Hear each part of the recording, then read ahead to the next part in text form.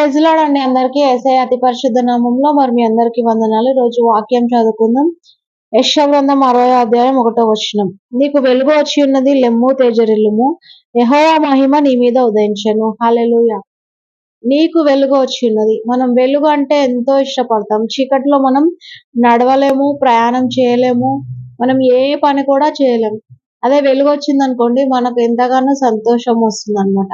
మరి ఈ వెలుగు దేవుని యొక్క వెలుగు అనమాట. మన జీవితాలను వెలిగించే వెలుగు. అది అలాంటి ఇలాంటి వెలుగు కాదు గానీ దేవుడే సాక్షాత్తు మన జీవితంలో వెలుగై ఉన్నాడు కాబట్టి నీకు వెలుగు వచ్చి ఉన్నది, లెమ్ము తేజరిల్లుము.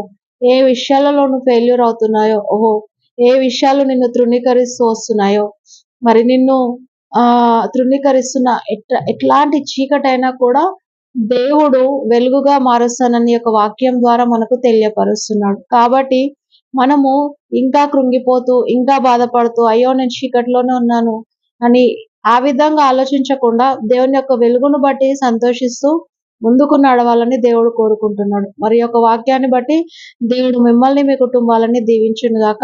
Praise the lord.